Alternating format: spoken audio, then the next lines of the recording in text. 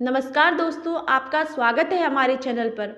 आज हम आपको माघ महात्म्य का छठा अध्याय सुनाने जा रहे हैं, जो कि इस प्रकार है। दत्तात्रेय ने कहा, हे राजन, माघ महात्म्य का एक और प्राचीन इतिहास मैं तुमको सुनाता हूँ। पहले सतयुग में बेसत नगर में कुबेर के समान धनी हिमकुंडल नामक एक वैश्य था। वह कुलीन सती क्रिया करने वाला ब्राह्मणों व देवताओं का पूजन करता था। वह खेती करता और गौ, भैंस, घोड़ा आदि पशु पालता था तथा क्रय विक्रय व्यापार करता था। दूध, दही, मट्ठा, घी, गोबर, लकड़ी, फल, अन्न, तेल, फूल, साग, मिष्टान आदि सभी वस्तुओं का व्यापार करता था। इस प्रकार व्यापार द्वारा उसने 1 करोड़ स्वर्ण मुद्राएं इकट्ठी की। जब वह वृद्धावस्था को प्राप्त हुआ तो यह सोचने लगा कि यह संसार तो क्षणिक है। हिमकुंडल ने अपना भविष्य ठीक करने के लिए धन का छठा भाग धर्म कार्य में लगा दिया। उसने अनेक मंदिर एवं शिवालयों का निर्माण कराया, बड़े बड़े तालाब और कुएं एवं बावड़ी खुदवाई, छायादार फल के वृक्ष लगवाए। वह नित्य प्रति अन्नदान करता था।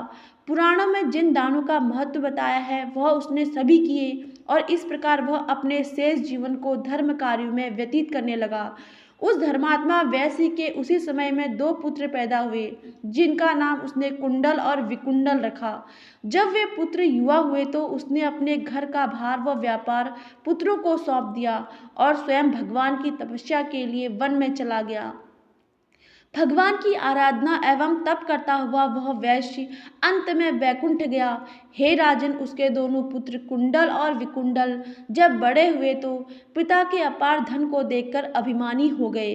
वे दुष्टों की संगत में पड़कर दुष्कर्म करने लगे, माता तथा गुरुजनों के वचन नहीं मानते थे और अधर्मी बन गए। वे गलत मार्ग पर चलते हुए पर स्त्रीगामी हुए। वे वैश्या एवं दुराचारणी स्त्रियों के साथ हमेशा रहते। वे हर समय धूर्त, पतित और मक्कार पुरुषों से घिरे रहते थे। अच्छे कीमती वस्त्र धारण करते, चंदन, कस्तूरी आदि का तिलक लगाए, अपना ऐश्वर्य दिखाने के लिए मूल्यवान आभूषणों को धारण करते थे। उनकी सवारी में घोड़े, हाथी, रथ मौजूद रहते।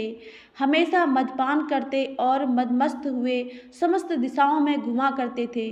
प्रतिदिन भोग विलास में लीन रहकर उन्होंने अपने पिता का बहुत सा धन नष्ट कर दिया। वेश्याओं और धूर्तों ने अवसर का लाभ उठाया। उन्होंने धीरे धीरे उनका सारा धन नष्ट कर दिया। इस प्रकार उनका सारा धन और वैभव नष्ट हो गया तो उनकी आंखें खुली। तब वे दुखी और परम दरिद्री हो गए और भय से व्याकुल होने लगे। धन के नष्ट हो जाने पर मित्र, स्वजन और सेवक उनको छोड़कर चले गए। उनके साथी उनकी निंदा करने लगे। जब भूख से व्याकुल हो गए तो वे चोरी करने लगे। कर्जदारों के और राजभय से वह नगर छोड़कर वन में रहने लगे। वहाँ के जानवरों का शिकार करके मांस खाने लगे। एक दिन वे पापी किसी पर्वत की ओर चले गए। वहाँ बड़े भाई को सिंह ने खा डाला। उसी दिन छोटे भाई को वन में सांप ने डस लिया। एक ही दिन उन दोनों की मृत्यु हो गई। तब यमदूत उन दोनों को बांध कर धर्मराज के पास पहुँचे और बोले, ये दोनों महान पापी हैं, हम इनको ले आए हैं। जैसी आप आज्ञा दे वैसा ही इनके साथ व्यवहार किया जाए। तब यमराज ने चित्रगुप्त जी से उन दोनों का लेखा सुना और कहा, एक को महानरक में डाल दो और दूसरे को स्वर्ग में स्थान दो। यमराज की आज्ञा पाते ही दूतों ने कुंडल को महानरक में डाल दिया और विकुंडल से मधुर वाणी में कहा, आप स्वर्ग में पधार कर वहाँ के दिव्य सुखों का उपयोग करें। उन दूतों की बात को सुनकर विकुंडल संशय में रह गया। धन्यवाद। आज के इस अध्याय में बस इतना ही। आगे की कहानी हम अपने अगले अध्याय में सुनेंगे।